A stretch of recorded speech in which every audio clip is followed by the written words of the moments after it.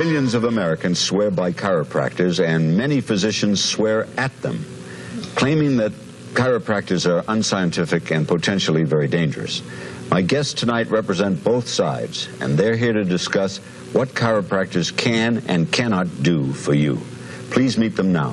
First, Dr. Stephen Barrett is a psychiatrist, a consumer advocate, and a medical writer. Dr. Louis Portelli has been a chiropractor for 19 years in rural Pennsylvania. Are chiropractors doctors? Do you have a medical degree? No, and I don't want a medical degree. If I did, I'd go to med school. But I have a doctor of chiropractic degree. We manipulate the spine very specifically and very delicately. What do you manipulate it for? What kind of conditions do you treat? We don't treat conditions. I've just said that. You don't treat anything? The body. The fact of the matter remains is there are functional angina cases that go to their cardiologists, have had their cardiovascular system checked, have proven to be normal. They still retain their functional angina, which are fearful constricting chest pains. They go to a chiropractor, they have their dorsal spine manipulated, and by God, you know what happens? Nothing. What happens is they lose their functional angina. That's what you say, isn't it? That's what's said by thousands of people, incidentally. This is one of the problems, David. I will answer any letter that comes and send information about chiropractors. If you're going to go to see one, you better know what you're getting into. Western medicine kind of started as tradition at the turn of the century in the response to quote-unquote quackery. There has been a deliberate campaign to label anybody who doesn't sell or distribute drugs, surgery, or radiation as a quack. Your dad's a quack, right? Your dad's a quack. My daddy says your daddy's a quack. My dad said I'd sooner die in a normal fashion than see a quack. He didn't know what a quack was. He just knew that his dad labeled my dad a quack. You're quacks, and you're not. I kind of thought chiropractors were quacks. I don't know why I thought that, I just did. And I think I was like the general public. Chiropractors are bad, they're dangerous, quacks, pseudoscience. If you keep saying that often enough, people start believing you. Medical insurance used to not pay for any chiropractic. I mean, in the day, it was like, forget it, it's quackery. Quackery. Quacks. Quacks and charlatans, etc. Quacks! Almost any time in history, go to Copernicus, go to Galileo, they were considered quacks at their time when they innovated futuristic ideas that were aligned with higher truths. We were nuts. We were crazy. We were quacks. My choices were exploratory surgery or a quack. I woke up the next morning and chose the quack. If helping somebody with a natural approach to healthcare versus a addictive, potentially fatal approach is quackery, then call me a quack every day of the week.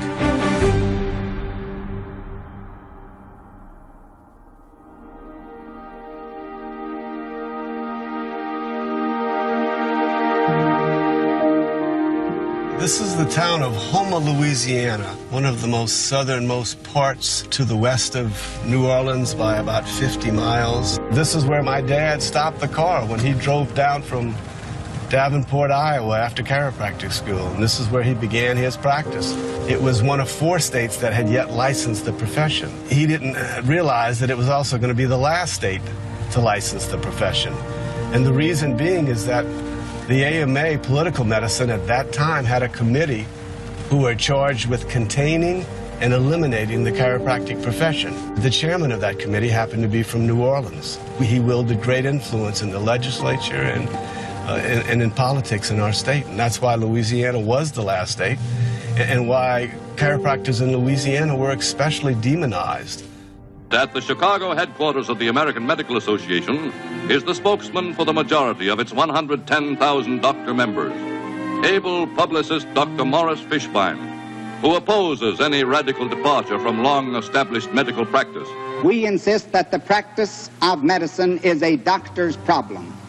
The doctor is the only one entitled by training, by experience, and by law to take care of the sick. Medicine is still a profession. It must never become a business or a trade, never the subservient tool of a governmental bureaucracy. You can trace medical racism back to one man. His name was Morris Fishbein. He owned the AMA from 1924 to 1949. He was its executive director, the editor of its journals, He was dubbed the medical Mussolini by his contemporaries because he was such an effective tyrant. That was an environment that my dad and many other people were practicing in. And it took a lot of courage, it took a lot of conviction, and a lot of belief in what they were doing to stay the course. Not only was it tough making a living back at that time, but it was tough socially and culturally.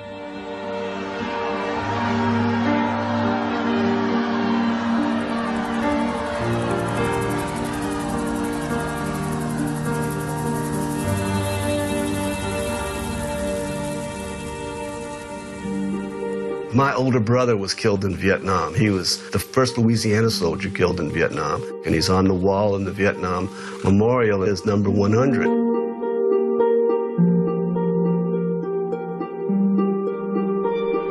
Soon after my brother was killed, my mom just went into a depression. She took it very hard, and she wouldn't leave the house. Dad finally got her out one night. He says, "Pat, come with me, we're going to bowl." He bowled once a week with a group of people in a bowling team, and Mom said, "Okay, I need to start getting out." And within 30 minutes, I recall them coming back home, and Mom had been visibly upset. She was still crying, and she went into her room, and I looked at my dad and I said, "Dad, is it Raymond, my brother?"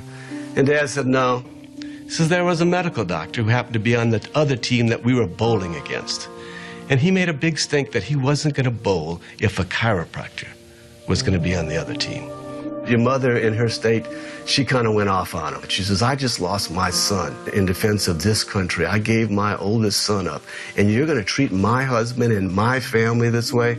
She was really upset about it, and Mom talked about that until almost her dying days. She used to always remember that one incident and how cruel and insensitive medicine could be to her and her husband.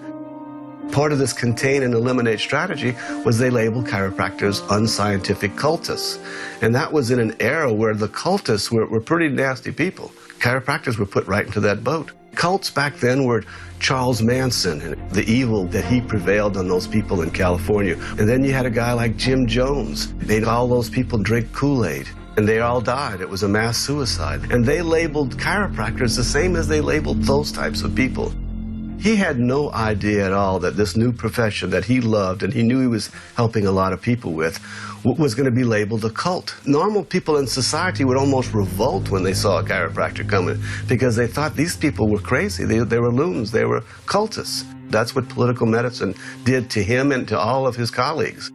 We have a small local community hospital. I'd send patients up there for urinalysis and blood work. They refused to do my blood work on my patients. They refused to do a urinalysis for me.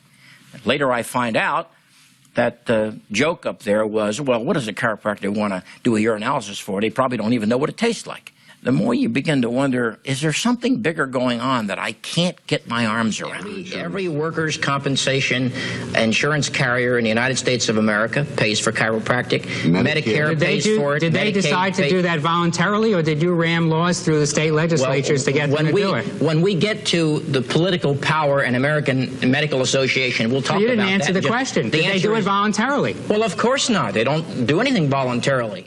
The AMA in 1963 formed a committee on quackery whose goal and objective was to contain and eliminate the profession of chiropractic. And they did it in the most clandestine way possible. A Dr. Sabatier from Louisiana was a member of what was originally called the Committee on Chiropractic, but the powers that be said that sounds too noble. Change it to Committee on Quackery.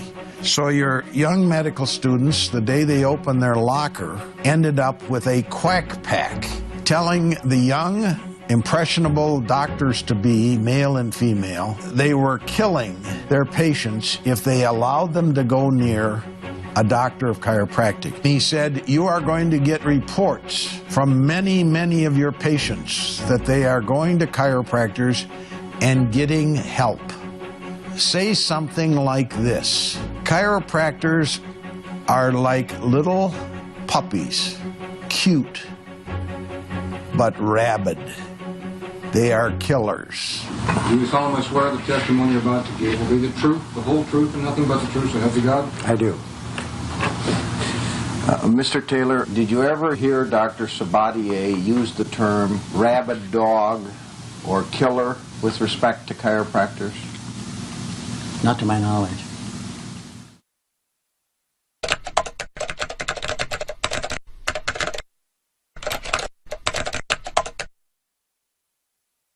And then comes the day that I recall like it was yesterday.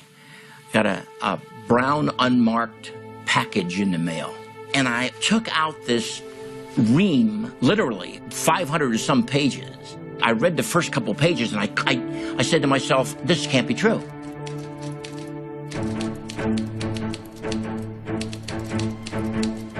It purported to be copies of original documents from the American Medical Association and other medical trade associations. They engaged in a nationwide, lengthy, widespread, illegal conspiracy to destroy chiropractic. This became dubbed Sore Throat. And Sore Throat decided that his very life might be in jeopardy, but he agreed to talk to a group of chiropractors at a seminar. The guy would get on with a voice synthesizer. He was smart enough not to leave his fingerprints or his voice prints. He was almost challenging the chiropractor community to do something about this. You have now the data that I've gotten for you. So here was an audience, prepped and listening to the speaker, and all of a sudden, Sore Throat comes on.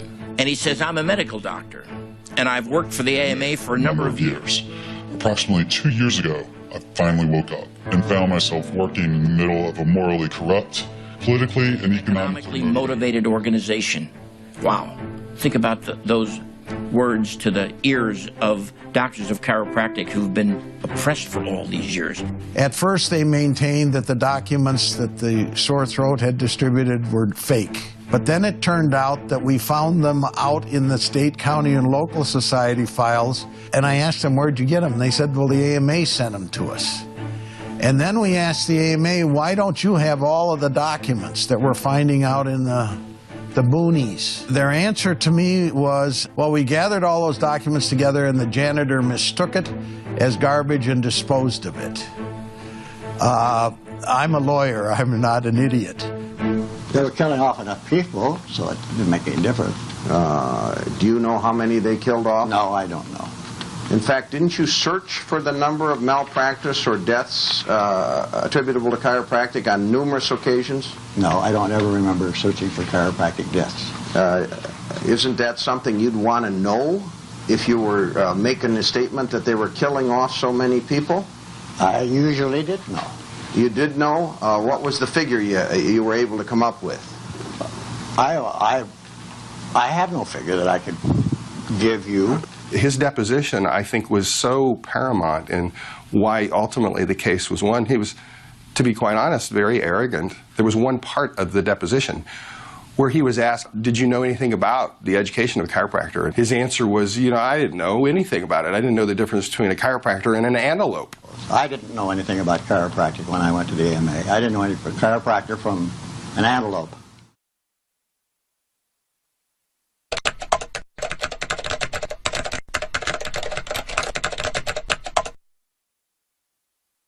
When one of the largest political organizations in the world targets you to contain you and eliminate you, and then uses all their powerful forces to bring you down, you better be darn strong to survive that. That's what this profession did. They survived that. And they instilled in those future generations that, yeah, someone's going to be a little skeptical, but there's a reason for that. Understand that reason and go beyond that. The essence of the findings was this was a profession that in its treatment and diagnostic methods was sophisticated in an area that had been overlooked otherwise in medical science. It was severely against the public interest that the professions were fighting with each other, with faults on both sides. The public and patients would profit so much from these professions actually working together rather than being involved in a marketplace battle. Does the AMA have power today? Of course it does. Does it have the kind of power that it had decades ago? The answer is no. The AMA's membership is down appreciably. Many physicians don't want to belong to the AMA. But the key is the AMA doesn't need the medical physicians for economic viability.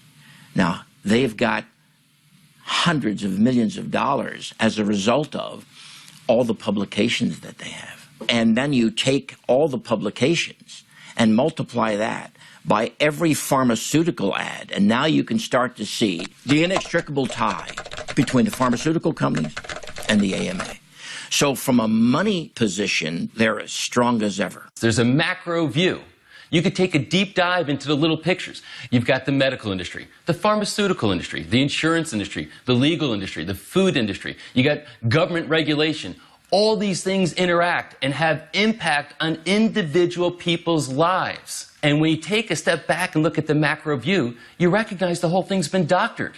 But in order to understand all these individual pieces, you really have to take a step back and see the big picture. What plagues me every day was literally the millions of people who never went to a doctor of chiropractic because they had been brainwashed into believing that chiropractic was not credible.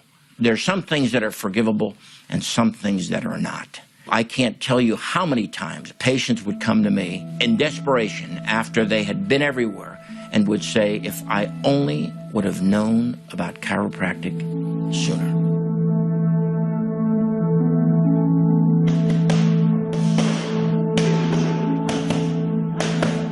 I've been trained in martial arts for all my adult life and prior. I'm pretty good.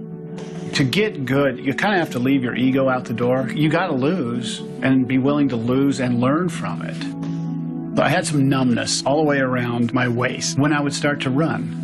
That's how it started. I figured I'd just tweak something in my back. They sent me to a neurologist. I get a spinal tap, nerve test, CAT scan, MRIs, and he says, you have MS. So I was diagnosed with multiple sclerosis. I really didn't know how to react because I didn't know how to accept it. This is what you're going to have the rest of your life. Even though I'd been sick for a year, never occurred to me that I wasn't next week going to be better. And so when somebody tells you ain't going to happen, I don't know what to do with that. It didn't sit well for a number of reasons. One, I couldn't really accept it. And then he told me, you cannot exercise the way you work out. You have to be very careful about overheating your core. He even told me, hot tub is too much. If you overheat your core, it'll kick an episode. Going to the gym, working out, I mean, that wasn't just something I do, it's kind of part of who you are. There were 3 medicines at the time. And I remember the funny thing was, he just brought out the 3 boxes and set them down and said, pick one. And I was like, wait a minute, I didn't go to med school, you did. You're supposed to tell me what to do. He said, look, I can give you one, and we could be back in here in 6 months or a year, and it's not really working, so I would take you off of that and put you on this one. I said, look, I want to try everything I can out there, natural, homeopathic, voodoo, before I get on these drugs. Because the list of what it could do for me was this big, and the list of possible side effects is like this, and one of them suicidal tendencies. That sounded nuts to me. I kept going to the gym for my own well-being, my own psyche. In my mind, if I stopped moving, I may not be able to start again. At my core, I've always felt the body was made to heal itself if it's given what it's supposed to have. I firmly believe that. I'm not going to let this thing define me.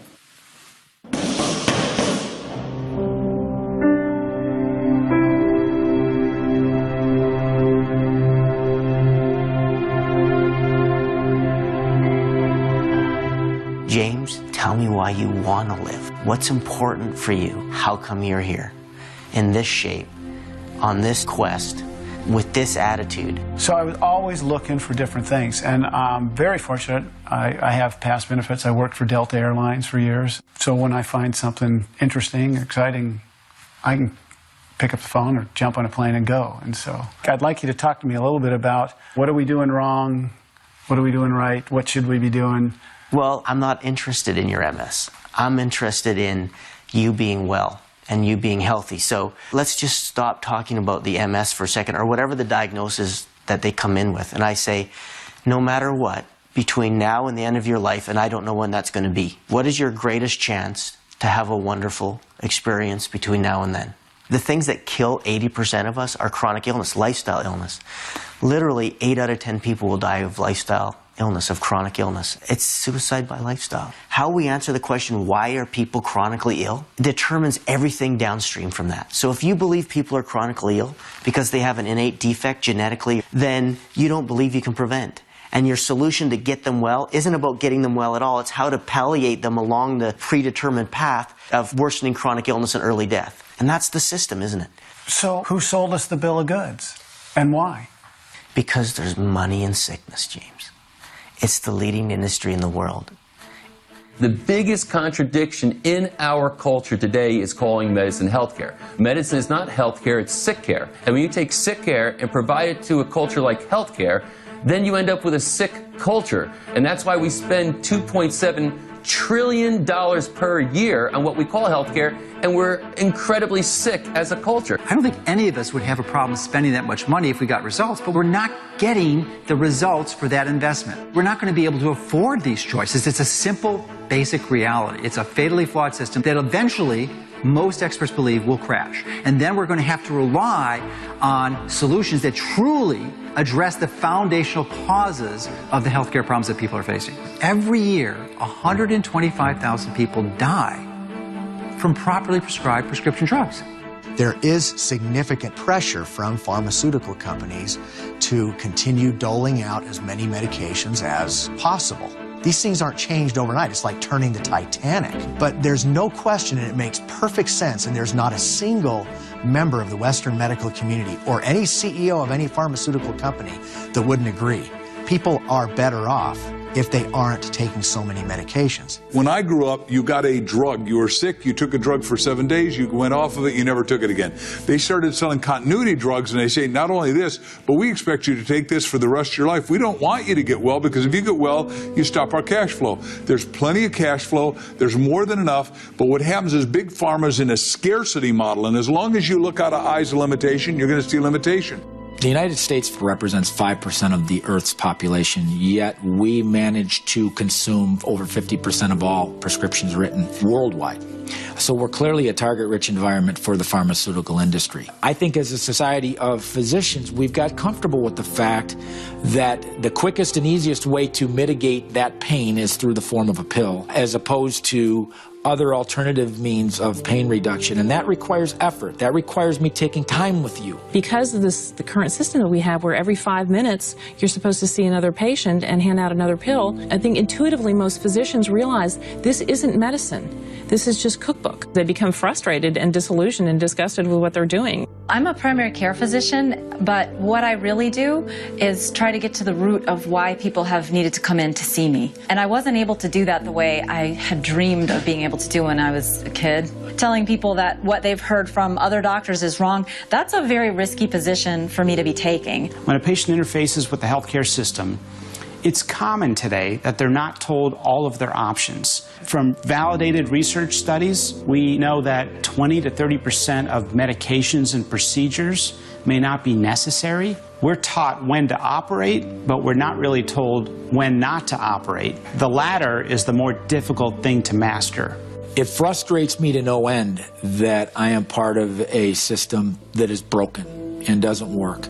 There's the science behind medicine, which we can all learn. Then there's the art of medicine, which many never learn. And I'm afraid that that's an art that's dissipating quickly. If we don't do something about it, it's going to be lost art.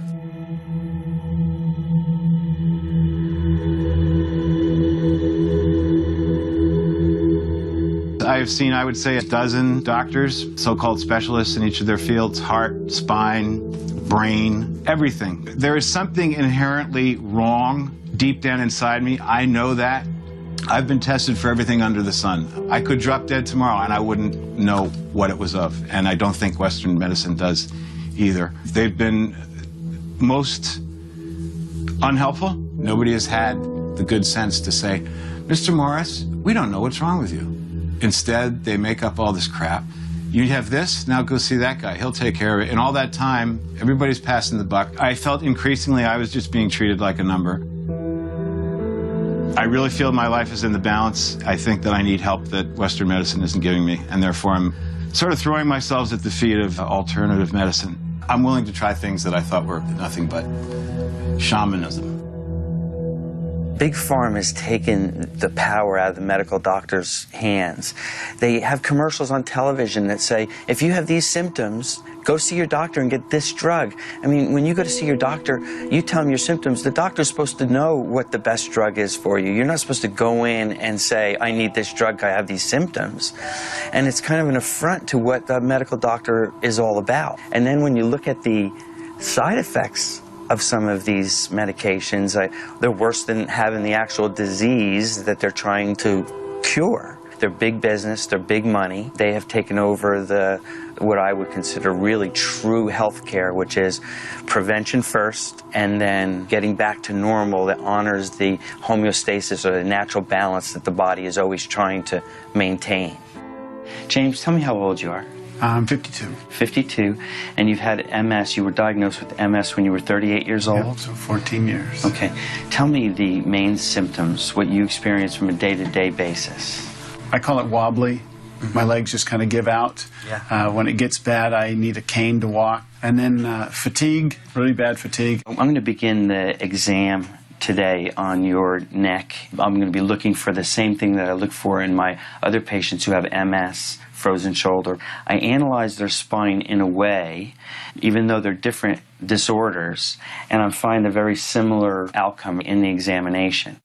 On October of 2009, my car flipped about 5 times, and they found me in the back seat. My neck was broken, face was fractured. One of the issues that I'm having, other than getting out of bed and changing my clothes, is that if I want to move around the house and put on a light, like in this case, if I were to put on this light switch, I have to go like this, and it's paining, but I'll be able to move it once I get there, and then I'll have to assist my hand to bring it back down. Is that all you can do? Frozen shoulder is a puzzling condition.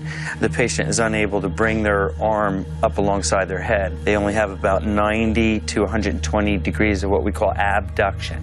All right, so slowly, let's go ahead and abduct the arms, bring them up over your head. Right there becomes difficult. Yes. So bringing it up alongside your ear is very difficult. It's not going to go. They do physical therapy that makes them worse, that makes them hurt more and sleep less. Also, a lot of patients get the injection, which is ineffective most of the time. It keeps getting done, but it's not fixing the problem.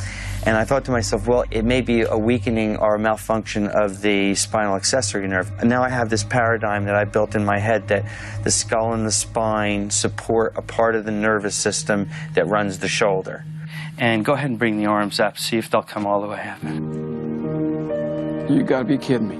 Yeah, I'm not kidding. This thing that had been around for so long that people knew nothing about was being resolved with this chiropractic adjustment. When a patient came into my office, she said to me, I've decided to have surgery. And I said to her, well, I don't think that that's going to fix your problem, but I totally understand that you want out of this pain. Before you jump to this, I want to examine you in a new way.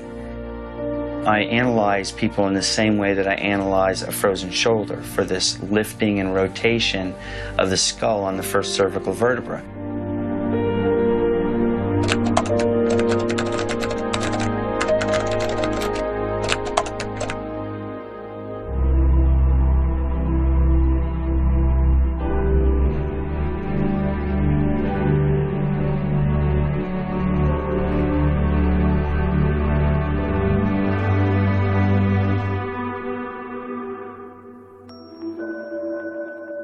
I don't see any reason why patients like James can't get better. At the very least, improve their quality of life while they have this disease. They don't have to become a cripple or invalid simply because they've been given this label that they have this disease. You should never become your disease, because in the moment you do, you're dead. Okay, bring your knee up, please. Let me have your arm up and locked right here. I'm going to pull, resist, pull it. Okay, pull tight. You're a human being, vital, healthy human being, and I have this disease. And you work like mad to improve your lifestyle, your diet, your attitude, your spirituality, all those things that go into making up a completely balanced human being. We've gotten so far away from that medically. We are so out of touch. Instead of listening to our body's communication, we give it drugs to say, shut up, I don't want to hear it. We suppress it. Right there, you feel it? See how it weakens? Yes. This work maximizes function, maximizes performance. It predicts injuries before they happen. So many athletes, when they retire, their bodies are just all broken down, they're cripples. That doesn't have to be the case. 90-88. Front court left, Stockton falls down, and Stockton is hurt. He's hurt. His ankle. And trust me, he is hurt. What's been shocking to me is just how fast the body's capable of healing. I mean, this body is an amazing system, and we're just barely scratching the surface of what's possible. Not everybody has that treatment. Not everybody can be kept balanced like you kept me balanced. So things didn't have a chance to grate and wear down and erode. If something bad happened like the sprained ankle, I didn't have to adapt around it. We got it back online, and I could play not only pain-free, but free from the worry that I was going to hurt myself worse. I know you fought some battles for me. Yeah, because I was committed to the treatment. And I thought everybody should be committed to the treatment. I mean, this works. If something works, why aren't we pushing it? Why aren't we pushing it? And my position has always been that I trust the proprioceptive system, the nervous system. Once we reset the joint, reactivate the muscles, walking and running becomes therapeutic. And we saw that numerous times through your career. That might be the greatest service that really you did for all of us, because you know where your body's going. You have control of your body. And I think you'll survive even the most rigorous seasons.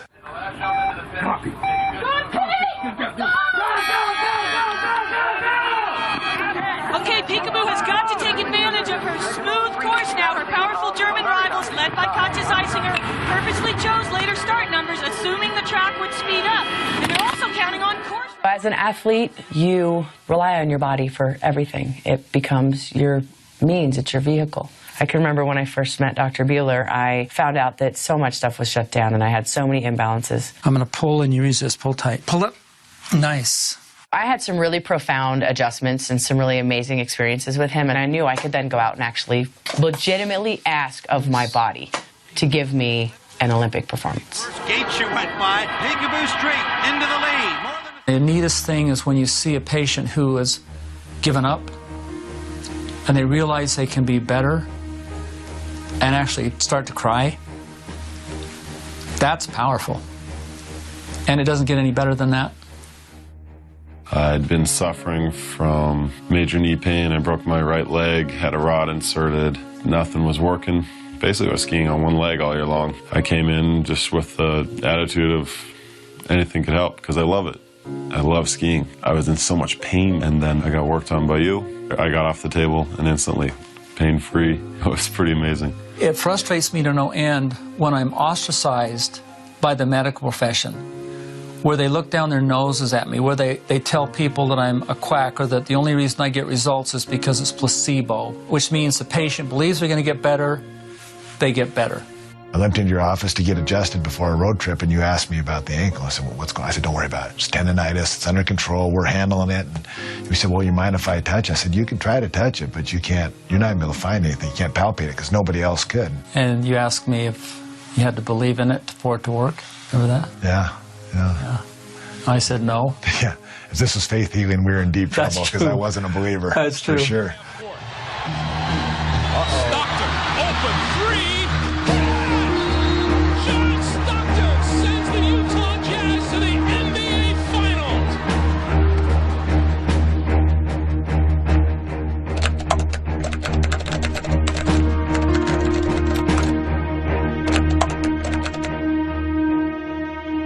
I've been called a quack. I've been called a charlatan. I've been told I diagnose things that don't exist, that I treat conditions that I shouldn't be treating, that I'm a liability to patients. As a chiropractic physician, I've spent my entire career fighting for the right to practice. We are up against the most powerful lobbies there are, the medical profession, the pharmaceuticals. And consistently, we're fighting to prevent legislation to carve us out of insurance, reimbursement. It gets exhausting, but right now we are fighting for our very survival as a profession. As a medical student, I don't think I really ever heard chiropractic medicine come up ever in my formal medical training. And I really didn't know what to think of it. In general, they just sounded to be high risk and unestablished. Many people have said, you know, I don't go to a chiropractor because I'm afraid. I've heard that maybe chiropractors cause stroke. The research does not say that whatsoever. What they determined after looking at these thousands of cases is that an individual is no more likely to suffer a stroke after a chiropractic visit than they are after a medical visit. What we do now know is that people who have the pathology, which is called a dissection, in the arteries in the neck, you develop neck pain because the artery is separating. That inevitably leads to a stroke, and it doesn't matter whose office you go into. Because like somebody who has a heart attack, you can be feeling great, you develop some arm pain. The process is the same, and it's just as devastating, except when you get a heart attack, you haven't got anybody to blame. Medicare is the largest health care system, and in general, people are very satisfied with it. Our seniors go to their doctors, and they're covered for most conditions. And with chiropractic being a more natural approach to care, many seniors would like to start there first. The problem is that with Medicare, they only cover 3 codes for doctors of chiropractic out of 10,000. That means the patient is limited by what they can get reimbursed for. The insurance industry is often run by medical physicians. So the payment scheme that they've developed tends to go towards that direction. It doesn't really make anyone a lot of money if a patient can go to a doctor of chiropractic, get some naturally based treatment such as an adjustment, some nutritional advice, and talk about exercise. There's not a lot of money in that, but it's awfully good for the patient. We look at someone from head to toe, not only what their pathology is, if areas have been injured, but what their functional integrity is. It comes back to observations that were made over 100 years ago, where neurological function was increased without using drugs or surgery, specifically by an adjustment. Since that time, it has been known that the consequence of chiropractic applications have been based on the nervous system. We really didn't understand the brain over the last 100 years as much as we understand it today. When you start looking at the brain, your treatment protocols radically change. We were taught to use certain anti-anxiety medications like Valium and Xanax. But as soon as I started scanning people, I stopped using them because I saw that Valium and Xanax and medications like that pretty much work like alcohol in the brain. And over time, they cause suppression of brain activity. And I go, ooh, I'm making people worse. See, if you don't look at the brain, you have no accountability for making your patients worse. Psychiatry is broken. Psychiatrists make more money if they see 4 people in an hour. So it's become 4, 6 people in an hour. Here's the medicine. What are your side effects? Does it work? Let's try this. Okay, I'll see you back for $175 for 15 minutes in a month. Our time is up. Okay. It's crazy. It is just a total crazy mess. In order to really make proper diagnosis, you need to understand their biology and their psychology, how they get along with other people, what's the social situation in, what are their spiritual beliefs, not necessarily religious, but why do they care, what does their life mean? And when you treat them, again, in a biological, psychological, social, spiritual way. 85% of psychiatric medications are prescribed by non-psychiatric physicians, your family doctor, or your OBGYN, or your internist, and I actually think they don't do a very good job. The problem with medicine is we make symptoms, depression, diagnoses. When you do that with depression, you dishonor it because depression's a symptom. It's got many different causes, and you end up giving a one treatment fits everybody approach, and it's really no better than placebo. But that's what we do in psychiatry, and it hurts people. So we want to just have you stand up. We're going to get your blood pressure and your pulse rate standing up. We'll see what happens. Medical doctors, they're not putting their hands on patients. I think that that's really lacking in medicine. They go through so many rotations. They kind of become desensitized. We attract patients that have been basically, I don't know if chewed up by the medical system is the right way to describe that, or the fact that they've exhausted everything in the medical system. I had a patient fly out from New York, Basically on the verge of suicide. The last 2.5 years I've been full of pain. If it's not my head, it's my knee. If it's not my back, it's something else. It travels, it moves. It messes with my heart, it messes with my head, and most of all, it's gotten to the point where it's beating my soul up. I'll say it till I die, and hopefully that's not tomorrow. I feel worse now than I did 2.5 years ago when I started seeing, I'm told, some of the best people in the business. I can't get a straight answer at anybody. One medication does one thing while another does something else. Combined, they do nothing. And ultimately, my quality of life, doctor, is to the point where I cannot live this way. I want to do something about it. I want my life back. I say you're on a couple different medicines, Lyrica, Ambien, OxyContin, etc. Besides giving you prescription therapy, is there any other plan moving forward? The one plan moving forward that my consortium of doctors is suggesting, in fact, trying to ram down my throat at this point, is spinal fusion. They're convinced that my problems start and end there. The medical profession looks from a pathoanatomical point of view when they look at an X-ray and MRI. In other words, they want to see something wrong with the anatomy. That's why they can find a degenerated or abnormal herniated disc and say, there, right there, I can prove it to you. See on this X-ray MRI? And they'll do their fusion, but what do? They fuse you in a misaligned position. Your physiology, your functioning has not improved whatsoever. Failed back surgery is so prevalent now that the insurance has its own code, failed back surgery syndrome. What they're doing is just drugging them, shooting them, cutting them, and then we see the after effects. I had a man come into my office the other day who had 8 back surgeries. He didn't need one of them. 50 to 90% of back surgeries fail according to medical men themselves. I had a dream where I woke up in cold sweats and I was in hell. All the people there with me in hell were all the patients that received surgical procedures from me that didn't really need it, and their lives were destroyed because of it. Every time I go into the operating room, it's uncomfortable in many ways because you're turning the patient's lives upside down, and you're worried, is this going to really provide the relief for this patient that we've hoped for? There is an epidemic of back pain. It's a billion-dollar issue. We wind up with people not being able to function. They get depressed. They get hooked on pain medications, of which are freely available. If there had been proper, organized, coordinated intervention, an integrated kind of an approach to that person may have saved that individual from what I consider to be a life of despair. I agree with you. I think a large percentage of those patients would have been helped by earlier intervention, a more holistic approach as far as diet, exercise.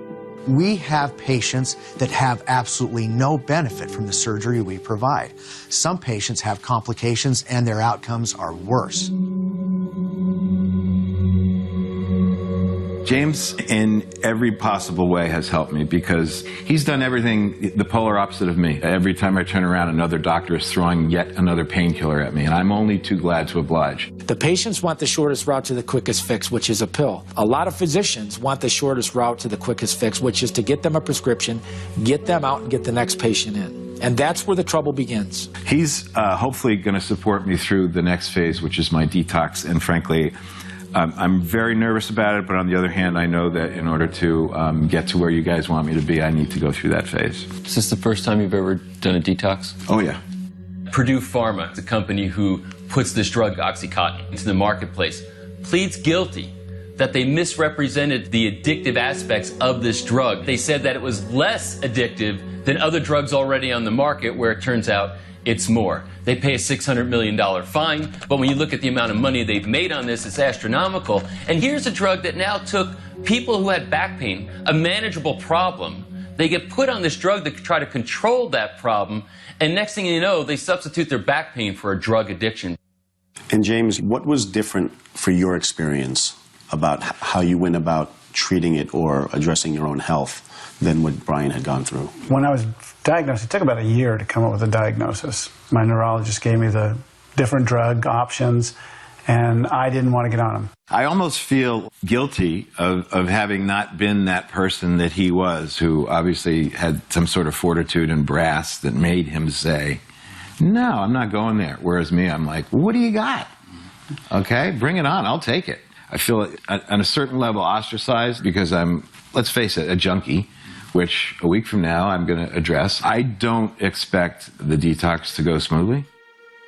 We face a tremendous dilemma looking at chronic pain as a major social medical problem in this country. We have to do something for patients who are suffering. We want to keep our population functional. Opioid drugs are a potential tool. There are people who can use these drugs, go back to work, have good family lives, the whole thing.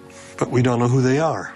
We haven't a clue. It's just a matter of luck in prescribing. In no other country in the world is this going on.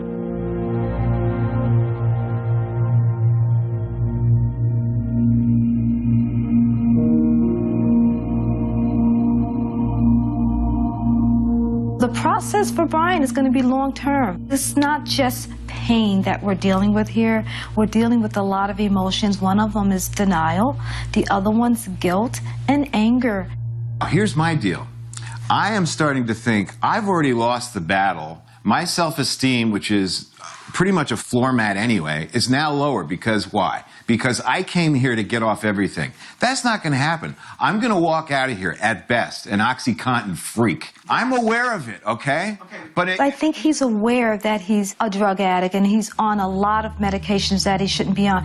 It happened by accident. You know what? If you're in pain, you take a medication, you feel the medication is not working for you, so you need a stronger dose. You end up on 3 or 4 drugs before you know it. It grows to that point very fast. I'm not passing the buck, people. I'm culpable. But I'm not fully to blame. The number of overdoses that we see in this country now from opiate narcotics supersedes all other overdose deaths from illegal narcotics combined.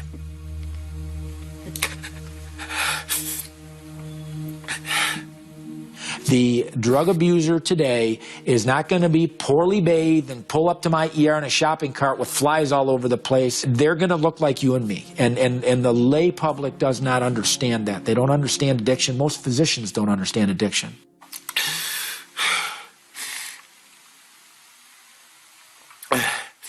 The influence that the pharmaceutical industry has on healthcare in general is all-inclusive. They have their hands in every aspect of healthcare, and they have their agenda being promoted through every level of healthcare.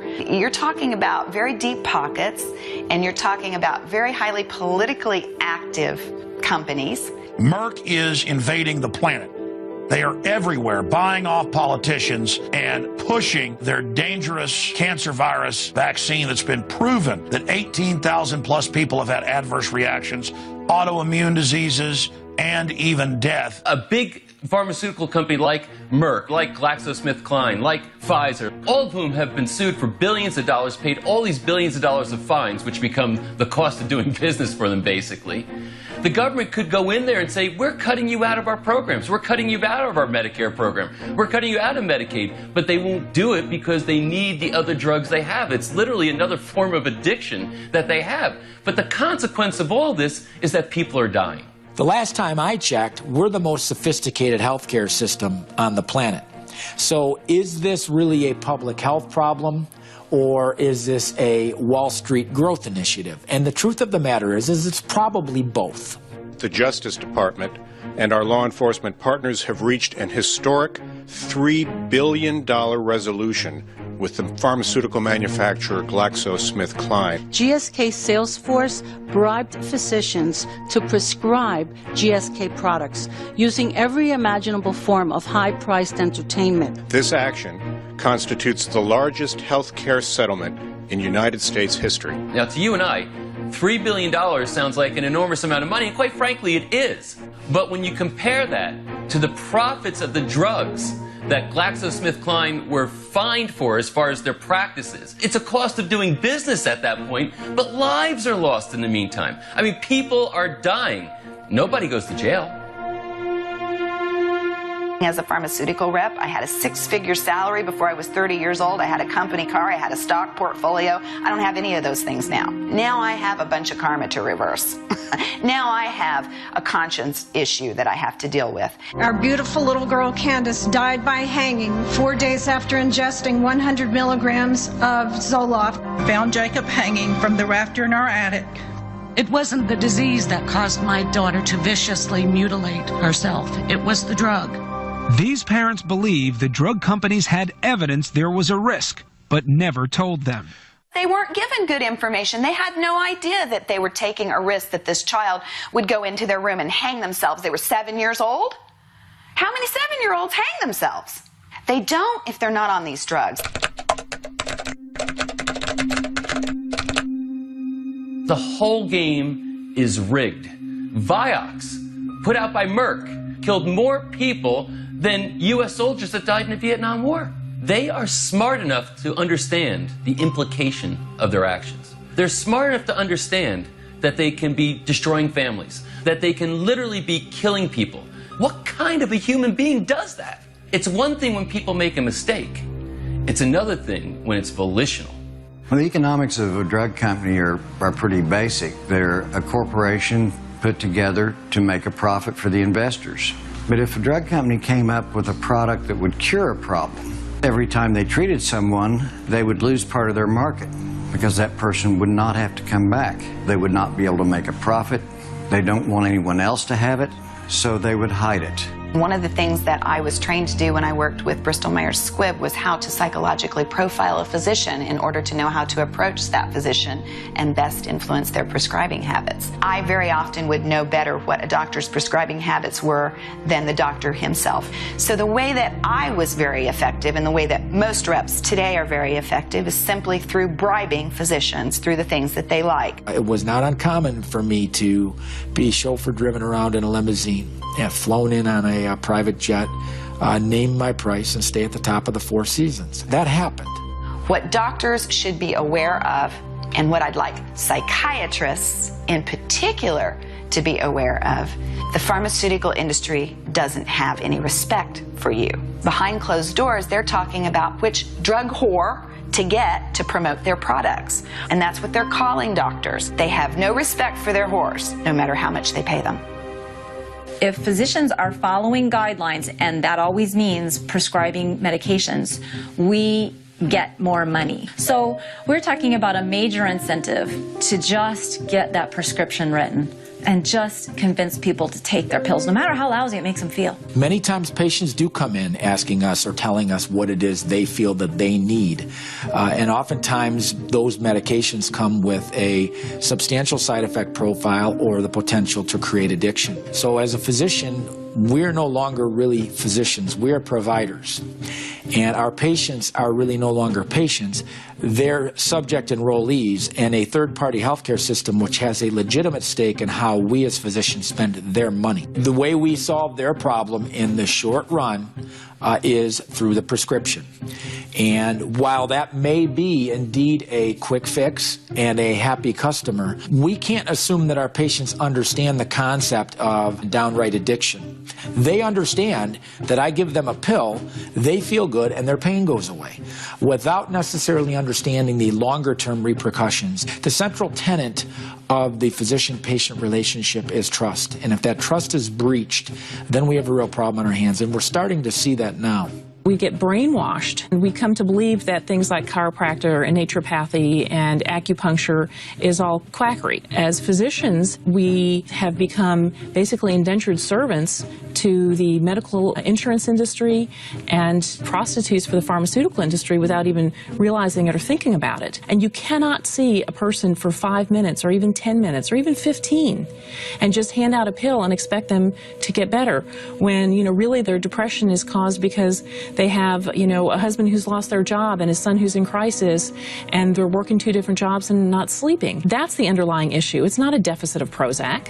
Children are the largest expansion market available to the pharmaceutical industry, bar none. Children have nowhere to go. They don't know how to put into words, they don't know how to communicate the side effects that they're experiencing. They don't know to relate them to the drugs. Their behavior escalates, or their maladaptive behaviors escalate, and they get more drugs added to them, or they get the dose increased, and then they become delusional and they hallucinate, and all kinds of things happen to them, and they don't even know how to articulate it to their caretakers. It becomes an add-on business technique to sell more drugs and to have lifelong customer bases. All kiddos have health insurance.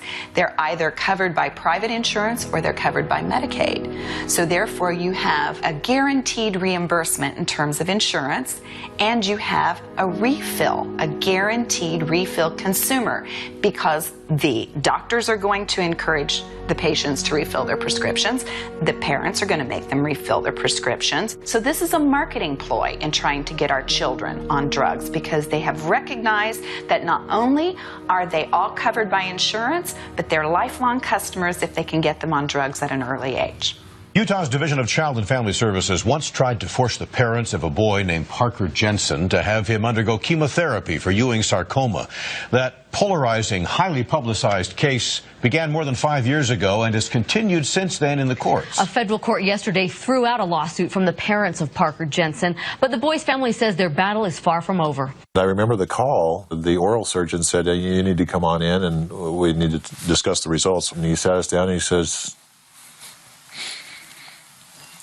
your son has cancer. And how devastating that was to hear that your 12-year-old has cancer. When that MRI came out, there was nothing there. They could not find anything in the MRI, and that was our first kind of, I guess, relief. Like, ooh, it's not as bad as they had said it to be. And they did, a bone scan, and that came out negative, and they did a CT scan, and they did chest x-rays and all these things to try to find some cancer, and every one of those tests came out negative. Yet the doctor still kept saying, well, we still expect you to come, Thursday morning to start chemotherapy. He said I had invisible cancer and that I had to do chemotherapy anyways. We saw all these efforts to try to just rush and railroad the Jensens and Parker into chemo. That's not normally the way doctors behave. Almost a year of chemo with bad side effects is not something that responsible parents would agree to without being satisfied this is really the right thing. My dad printed off a huge list of all the chemotherapy drugs. I remember looking through all of them, seeing what they did, side effects of each drug, how many there were. On a lot of the drugs that were just going to make you a little bit sick, as we were told, we found out 2% of the people die. Just flat out die. Others have major organ damage, tissue damage, brain damage, sterility. Initially, we thought maybe it's just ego. The doctor that we weren't supposed to see, but we happened to see, had sponsored a clinical trial for a particular disease, Ewing sarcoma, and it was about ready to be shut down unless they got more 12-year-old white male subjects. The pathologist in the lab was pressured into assigning it Ewing sarcoma. They haven't even taken a blood test yet, and they were forcing chemotherapy, and they reported to the state that he had 2 weeks to live. If people know that they have that ability, that power, it's just a matter of time before somebody will abuse it. My parents have always known best, and I can't really ever say that they've ever made a mistake, parenting-wise. Early on, he looks up at Barbara and I and he says, Mom, Dad, I'm not sick. And it just solidified in us that we're right. He is not sick, and we got to fight this. Now the case goes to the state court and the Federal Court of Appeals, where the Jensens hope there is a final decision on whether their right to decide what is best for their son was violated.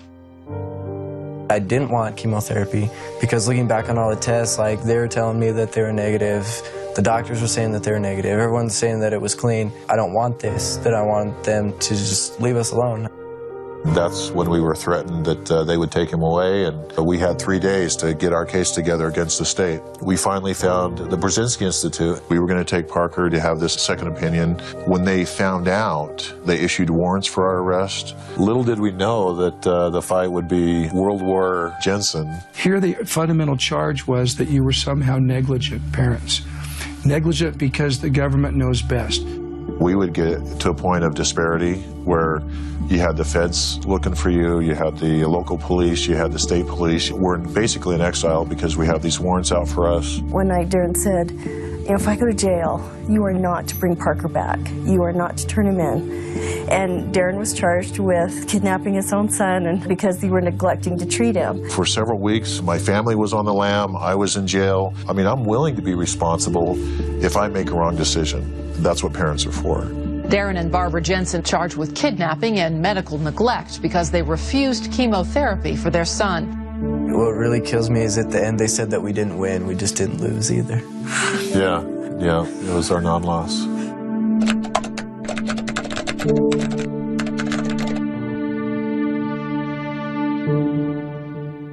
Whenever you have the best results, whenever you produce remarkable results, then we are most viciously attacked by our peers. That's when you are approaching what is called paradigm shift. And we are approaching paradigm shift, which is going to change completely how we treat not only cancer, but many other illnesses. We will not treat in the name of the disease, like for instance lung cancer or breast cancer. We treat in the genes which are causing cancer. On the 20th of October 2011, I had a brain tumour, a seizure at my office in Melbourne, Australia, and I was rushed to hospital and then put into intensive care later that day. From that day, my journey of this brain tumour started. We went and saw Dr. Charlie Teo in Sydney, and he looked at me in the eye and said, "Whatever you're doing, it's not working." And it was one of the most frightening things I've ever heard in my life.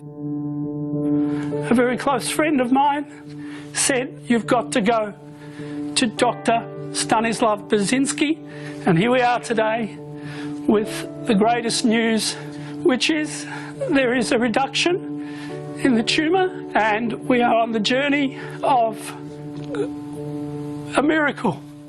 This is the baseline scan, which is dated April 19, before the treatment. This white cloud, this is the tumor growing back, despite that this was removed. Then the upper scan, which is May 29 scan, does not show the new tumors anymore. His tumors completely disappeared. Basically, we are operating with molecular switches which are regulating activity of the genes involved in cancer. And angioplastogens exist in our body. They work as molecular switches. They turn off the activity of the genes which are causing cancer, which means that as long as you have the right amount of angioplastogens in the body, according to our hypothesis, you shouldn't get cancer. And every cancer obviously has a set of genes which is causing the tumor to grow. My son Dustin was only 2.5 years old at the time. He was diagnosed with a brain tumor the size of a golf ball. The doctors told us Dustin had only a few months to live. In April of 1994, we visited Dr. Stanislav Brzezinski in Houston. An MRI 6 weeks after we started Dr. Brzezinski's treatment revealed no tumor. To this day, it has not reappeared. If you look at Dustin right now, he is a happy, healthy 4-year-old who has outlived his prognosis. I didn't look into medicine to make money. I looked at medicine to help people, and that's what I'm doing. You cannot pay me enough to do what I'm doing and go through years of harassment. I could not really profit much from this because obviously angioplastogens, which are clinical tests, are not yet approved for commercial use, and I have to give them free to the patients when we treat patients. There is no financial incentive.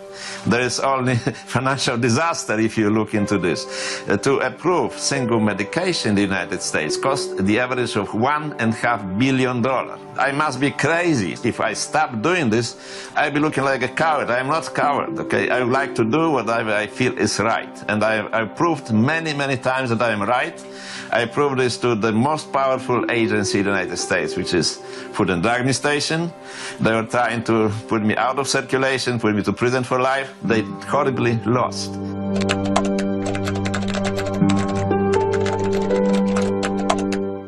And why can't patients who have advanced cancer seek the medical treatment of their choice? Drug companies will not go to market with a drug that cures. That principle holds true for cancer. If there was a cure for cancer, everybody in this huge society that has been developed would be without a job. And so it makes you question the motivation. I did not want to undergo chemotherapy, which I had a new name for, chemotherapy. There is no way the chemotherapy can cure malignant brain tumors. It doesn't happen. They did something good for a while. Now is the time that they should gradually fade away because they cannot cure it. I don't want the FDA to take this right from me. I came 18 years ago from communist Romania, and the tyrannous dictator Ceausescu never stopped a doctor from treating anybody. How can we have something like this in the United States? With the people Brzezinski's seeing, many of them are dying on the waiting list, trying to get access to a treatment, when all other treatment in the United States has failed. And this is something that we've seen over and over again. And the FDA and the government is actually standing in the way and sentencing them to death by saying, hey, we have to approve you to do an experimental treatment, even though all other options have failed. Everything the system does is screaming at us, do not innovate, just stand in line. I have a report from my family physician which tells how well I am doing. My tumors are leaving my body. Now the FDA is saying to me, no, your doctor is a criminal. He should be put in jail and he needs to be shut down. This is criminal. Here are these people that would rather you die than to try something that they disapprove of. They would rather you go to your grave. They'd rather see you in a morgue with a toe tag on than to see you get cured. Because if they don't like the cure, if they don't bless the cure, they don't want you to have it. People ask me all the time about Ashlyn, who's my 10-year-old with autism, and said, Lamarck, what happened? I said, well, what the start of it was two very serious reactions to 2 different sets of vaccines. And they said, well, how can that be? I said, well, did you know that there is a separate federal court system for vaccines? Right? And their mouth always drops open as if, well, what do you mean? Vaccines are safe. We don't have a separate court system in the United States of America for vaccines. I said, we absolutely do. When's the last time that you had informed consent? When you were given vaccines, were you given the list of ingredients? Do you read your food labels? Nowadays, people are saying, yeah, I read my food labels. I want to know what's going on in my body. Have you read the ingredients? Well, no, I haven't. Have you read the possible reactions? Because when you read what my daughter experienced is on the label. But my pediatrician believed that it was so safe that it was impossible to have a reaction. That's terrifying to me.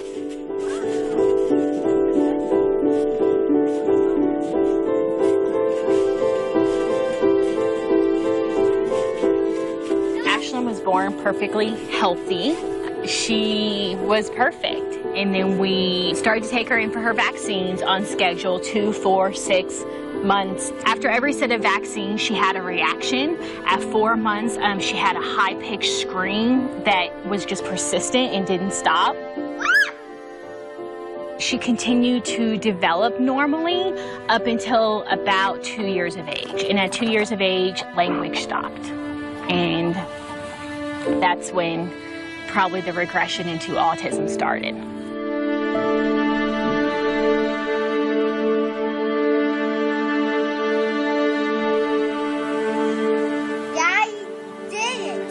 Daddy did it? Wow, that's a good using your words there, sister. Daddy did. Bad daddy. Bad daddy. Bad daddy. Bad daddy. If we would have been given the vaccine label, it describes a textbook vaccine reaction. Once we read that label, it was just amazing to see that this was all there in black and white and should have easily been caught. From that point on, I think, is really when we got our real schooling in American medicine and what they don't tell you. In 1986, the vaccine companies were having great financial problems and many going broke because of the suits for injury and or death of children receiving vaccines. So Congress passed a law that prohibits American citizens from suing vaccine companies for any reason, including death. They established a separate court system to hear the cases. That court receives 70 cents of every vaccine that's been administered since 1970. Literally billions of dollars have been spent in paying off the families of these injured children. The requirement is that they must not tell that they were given any money or how much money they received.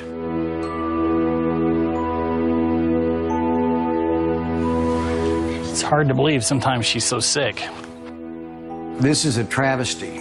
There is no industry in America, other than the vaccine companies, that is immune from suits. We haven't given that guarantee to any other form of industry, and it certainly should not be given to an industry that the health and welfare of our children is so dependent upon.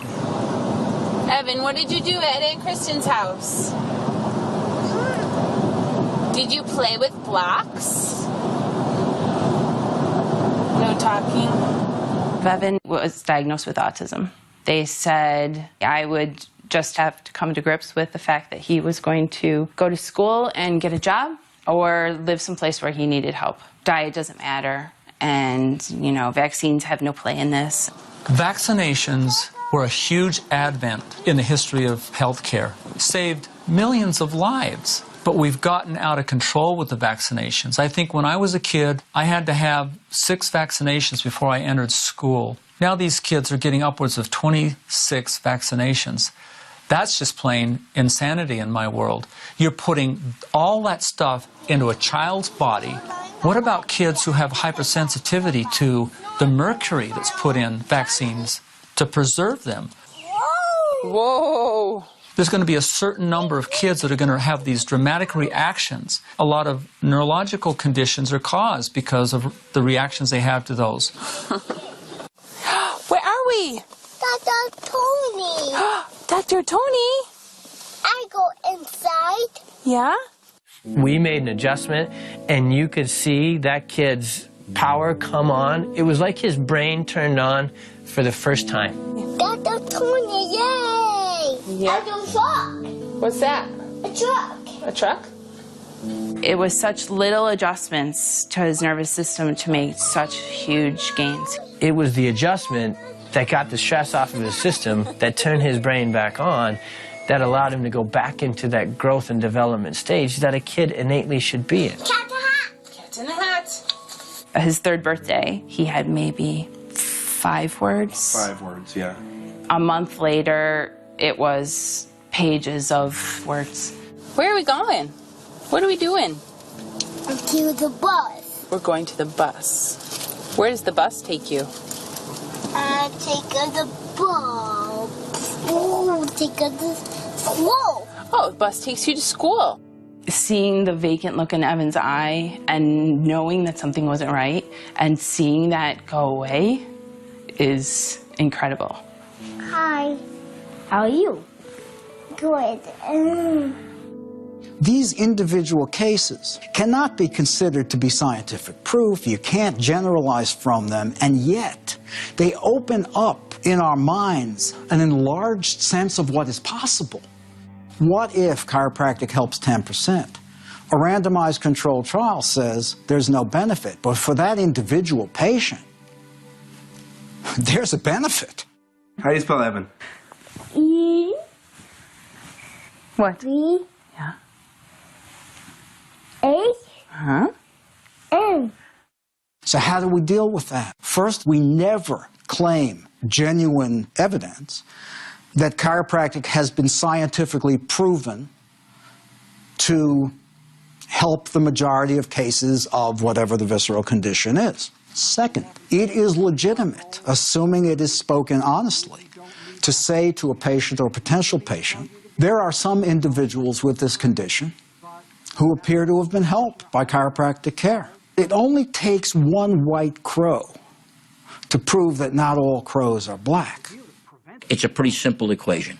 Chiropractic first, medicine second, surgery third. And always the least invasive, least harmful method first, and then you work your way up. You don't start with the surgical situation. You don't start with the side effects of medication. You start with the possibility of the most conservative effect first. Mr. Oliver here was born early.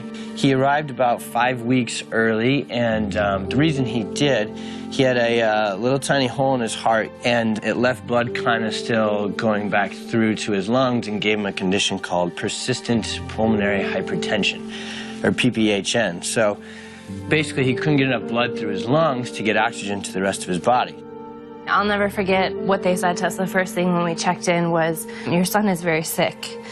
And to hear somebody tell you those words when you see him with all the tubes and everything, it was pretty hard.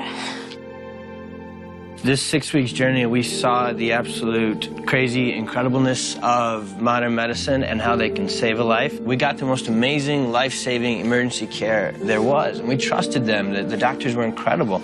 And they had 2 people on him 24/7, making sure this machine was perfect and he was good. But that time, we had that burst depression show up, where his brain had that spikes of seizure activity and then went dormant. They were locked and loaded. They said, he's going to have seizures. He's going to have delays.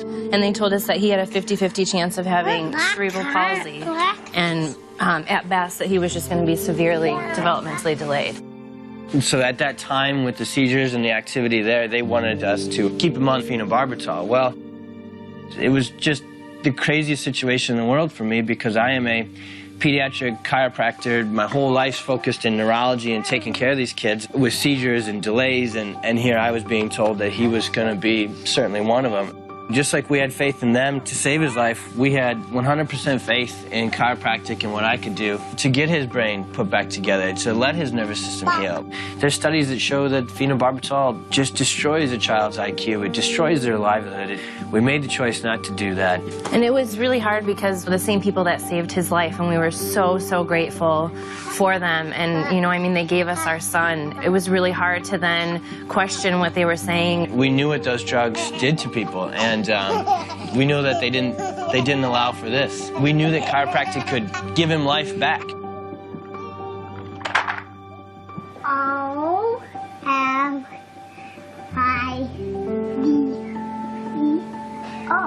Throughout that course of time, as Oliver was in the hospital, they watched me like a hawk.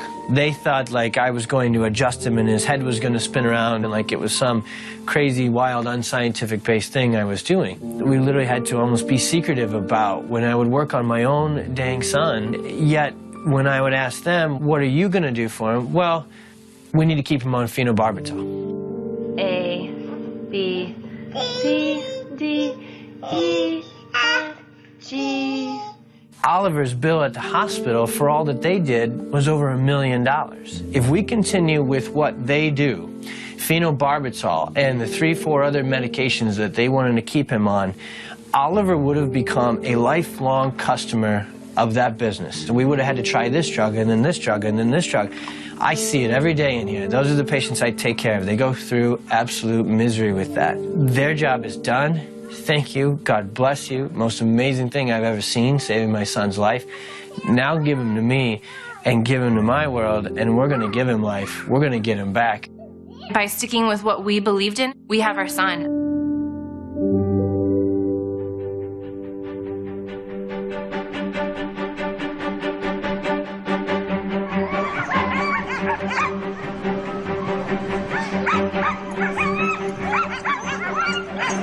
We're getting ready for the start of the 40th annual Iditarod Sled Dog Race. Thanks for being with us. Chiropractors and doctors like them, they're putting their families in jeopardy. They're putting their legacies in jeopardy. They're putting their livelihoods in jeopardy to treat a person. I will go to somebody like Jason West the rest of my life, but I literally had to walk through an immense amount of fear to get there. You have to walk down a path possibly you've never walked down. You have to walk into the face of adversity. I've known Lorelei for a long time, and we've, got to know each other hanging out on the Iditarod Trail. You're tuned into coverage for the 2012 Iditarod ceremonial start here on 4th Avenue. I'm Lorelei Kaneen. When I was probably 10 years old, my mom, she was diagnosed with lupus and was being treated for lupus, and she also had rheumatoid arthritis. She took so many different medications, and eventually as she got older, they became stronger and stronger. That added onto the depression, which she was taking medication for also, and eventually took her own life in 2004. Having known that my mom had lupus and that my sister had rheumatoid arthritis, my aunt has rheumatoid arthritis, I was approaching 30 and I kind of was waiting to experience symptoms like RA or like lupus, and I was hoping that it wouldn't hit me, but it eventually did. I didn't know where to go. Thanks to a very good friend of mine, I heard of the West Clinic. She took what I gave her, the information, and she went to Pocatello, and she got They found Lyme living in her. She has since gotten her sister there, Karen. They have found Lyme in her. And so it begs the question, did her mom die of Lyme disease? It's tough to know that there's a place in the world that could have helped my mom.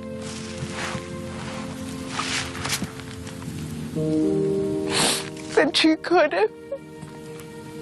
be here today, healthy and with hope. When someone's sick and they can't find help, and there's no hope for them getting better, it's the most helpless feeling. It is a shame when a person lives in a community and can't go get treated, whether it's properly or the way they want to be treated. Lorelei has to get on an airplane, a small commuter plane, fly to Anchorage, fly to Seattle, fly to Salt Lake, and either drive from Salt Lake or get to Pocatello by air. I mean, it's a massive journey. It's a big investment, but to me, to get the right treatment, it's so worth it. People come in here and tell me how much courage it takes to be an alternative medicine patient because it's going against the societal grain. I think that your brain really does go through some sort of transformation when you have a chronic illness or you have pain. No one ever mentioned Lyme disease, ever. Nobody could really tell me that there was anything wrong with me. My blood work was fine. You know, it was weird. I trusted the doctors when they said, you need your appendix out, you need your gallbladder out. Why would they do the surgery if I don't need it? 3 days after the surgery, I had a debilitating head pound, the kind you were in fetal position and couldn't lift your head off the pillow, and continued like that for 3 years. 3 years? It was 3 years that I didn't have one pain-free minute until I found you. It's not exactly what their family recommends, or it's not the norm. My daughter, she started getting headaches and stomach aches. They told me it was mono. In my gut, I knew something was wrong. When you have a daughter who can't get out of bed and you don't know why, that's frightening. Very often when patients come in, they've had every test. You've had certainly MRIs and x-rays, and they sort of miss the elephant in the room. Every time we asked the doctor, what is the root of the problem, they said, we will never understand the root of the problem. What we can do is deal with the symptoms. It's really frustrating that medical doctors won't be more open to natural medicine when I was sick for 14 years and on antibiotics about 10 of those years. We're seeing patients that truly have had the best healthcare money can buy. They've been to every specialist, and they're sort of missing this important piece. I had lost all faith in doctors, and I came here, and he restored my faith and hope again. When she was starting to get well, I said, she's got her life back. And then I said, wait, she never had a life. Now she has a life. Alternative treatment has not been allowed to flourish in the medical community. It's basically been stifled, and the doctors have to go out on a limb. Most of the time in medicine, what they're saying is let's just block the symptoms. I want to know what the symptoms are so that it helps me understand what's going on in the patient. I don't want to block them, I want to resolve them. This is my feeding tube. I've been on it for 3 months and 1 week. They put the feeding tube in because I was just starving to death. I couldn't even suck on a mint without the pain and it going through me. And so I didn't chew gum, I didn't drink water, nothing. Western medicine, couldn't find anything. I went to numerous doctors, and my husband said, what do we do now? And she looked at him and she goes, I don't know. Go home. She was sending me home to die. I have 4 kids, and they just lost me. My family watched me just slowly die. We had a nice long cry, and we got past that. We had to sit down and say, what's going to happen when you're gone? What life is going to be like when she isn't here, and what is going to be okay in her mind of how I raise our children. And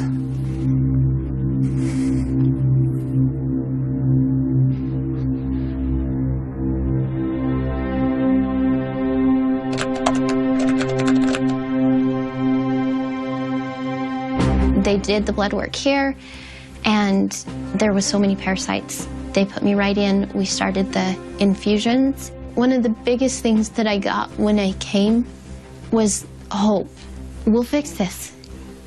We will fix this. You will be okay. We walked away knowing that I was going to make it. You know, my husband walked away going, I'm not going to bury my wife. We immediately started to see those treatments working. I have color, I have energy, I'm functioning. It's a slow process. We figured that I've had Lyme since I was little, but I get those moments, you know, the first time I was able to walk back outside in the sunshine by myself, alone. The simple things that we take for granted every single day. I can remember starting to smile again. I didn't think that you could lose smiling. You do. You lose everything. Just over 3 weeks ago, we were able to pull the feeding tube. I try and introduce like a new food every couple days. I am able to be up and around with the kids. I'm a mom that likes to be involved and be the room mother and to do all of that stuff, to get to be a part of it, and I haven't been able to do any of it. I mean, nothing. In the medical field, the individual doctors are often wonderful. They care for their patients. There is no question in my mind that they want to do what's best for their patient. But if they are only educated in one direction, and that is pharmacology or surgery, they simply are not going to look in other directions. When it's appropriate, drugs are good. The bottom line is it's not applied properly. And that's my gripe. It isn't that I'm anti-drug, it's that I'm anti the way drugs are prescribed in such an indiscriminate fashion. We live in a culture where we want results right now. You know, whether that's to pop something in the microwave and have dinner in 10 minutes, or, you know, go have a surgery, or pop 3 pills because you have the euphoria of feeling good for a moment, but all that's doing is masking the problem. You know, you don't need to go all the way to Iraq or Afghanistan to find combat. Combat is right here. And if healthcare is about just making money, then we have lost focus of the mission. To me, the ultimate 2 questions are, why are we sick? And what do we need to do to get and stay well? The only way that we can be healthy is to be and seek out and find and stay in, as much as possible, a healthy environment. Is it possible that we're ever going to express our full genetic potential for well-being in the industrial environment we've now created? No. Is it possible that we could reduce chronic illness, live better, longer lives to a degree which is almost unimaginable? Unequivocally, yes. So where do we start? Going for a 30-minute walk 5 days a week can reduce heart disease and diabetes and obesity by 90%. Eating some more raw fruits and vegetables, even if you keep eating the other junk. Taking some simple things like omega-3 fatty acids and vitamin D, which are pennies a day, which we know have an astronomical benefit. If you can imagine that medicine's the fire department and your house catches fire, it's wonderful. They can come and save your life. What tools do they have? They have axes and fire hoses, drugs and surgery. But it would make no sense to call them back the next day to spray your house down again. And it would make no sense to have your house regularly sprayed down so that you didn't get a fire, because the things that are useful in an emergency are not the same things that provide us with our genetic requirements for nutrition, for exercise, etc. The focus has gone from how we live in the environment that we've created for ourselves to looking inside through a microscope to try and find out this weakness that's causing this illness. And so our well-being is totally dependent upon the quality of the ecosystem that we live in. It's not about being an environmentalist, it's about being a humanist. As the population increases and the consumption rate increases, there has to be a point when we have to say to ourselves, is this sustainable? There's this long delay that's occurred between the consequences of our actions destroying the environment we live on and the consequence which is going to destroy us, because the laws of this earth or this universe are laws that we cannot live outside of. I think that if all physicians thought this way, opened their minds up to alternatives, opened up the communication streams of who knows what where. In other words, we're conversing with Eastern medicine, for example. We're looking more at holistic approaches. We're looking at suitable alternatives, both mechanically with regards to rehabilitation therapy and pharmaceutically with regards to things other than prescription-based drugs, we would find more alternatives, bona fide alternatives at work to be able to offer our patients in terms of getting them better. I absolutely believe that's the case. You're starting to see it happen. There are other complementary alternative medical modalities, what they call CAM modalities, that have yet to really be clearly elucidated, but in my mind make a lot of biologic sense. All of my patients post-operatively are getting ginger oil as well as peppermint oil in their oxygen mask. A lot of the chemical constituents of plants from all around the world have dramatic therapeutic capacity to go into the cell, go into the brain, go into the joint, and provide great anti-inflammatory care. We're seeing a new generation of medical students and doctors rising up saying, how can we be more collaborative with alternative health, holistic health, osteopathic medicine, other things that we don't really know about and that we don't fully understand? How can we have a dialogue? What is in the best interest of this patient? And I think when we start to do that, we're going to learn a lot. If you were to ask me about 30 years ago when I was a medical student at the University of Pennsylvania, if I were going to be seeing a chiropractor as the main healthcare provider in my life, I probably would have said you were nuts. Well, after 8 years of residency, I found out what about every other surgeon finds out, which is that doing surgery is very hard on your spine. I can remember coming home at night in so much pain. And I remember saying to my wife, I said, I don't think I'm going to make this. I think I'm going to have to switch careers. For the past 20 years, you really have become the main healthcare provider for what has basically kept me in practice. It's been very interesting, this transformation within this profession and really within the allopathic profession, who just 15 to 20 years ago was a whole different scenario in terms of their perception of chiropractic, their understanding of chiropractic, and their acceptance. The whole mindset of healthcare is starting to get refocused in a very patient-centered, evidence-based, directed healthcare in which the patient has choices to make. And it's the choices that they didn't have before that, in my mind, is going to change the landscape of the way healthcare is delivered. The baby boomers pushing for all these alternative methods of care. They wanted other answers. They didn't want to just go to a physician and have them prescribe medication and say, take this and it's going to get better. They wanted to know what they could do, how they could prevent further episodes. The ability to think and really problem solve in a new way, it really helps to invigorate and bring joy back into the practice. It should be a joint process of physicians from different disciplines working together to create a paradigm of what we're capable of producing in this country. Many of us are moving into this realm where it's a team. We approach problems from multiple angles. Just like any disease is multifaceted, it's just plain good care. Irresponsibility is taking its toll on society today, and that has to change. The time is now for other methods in healthcare. Number one is personal responsibility. Prevention is starting a lifestyle, a healthy lifestyle from when you're a teenager. How do we maintain wellness? How do we keep people healthy? We are entering into a very interesting era of patient attitude, patient empowerment, and that's why I'm so optimistic about tomorrow. If we can change the system so that the patient is empowered better and cared for better, that's what it's all about. You have to know where you came from before you know where you're going. One of the problems in chiropractic, Dave, the fact that this has been a singular, isolated profession, kept from telling its story. We're saying that we have a right to exist as a viable healthcare delivery system that has been in existence for 85 years and has proven its worth on millions and millions of people. Why try to destroy us? Why try to boycott us? The bottom line in this whole deal is, do the consumers of this country have a freedom to choose the healthcare provider of their choice?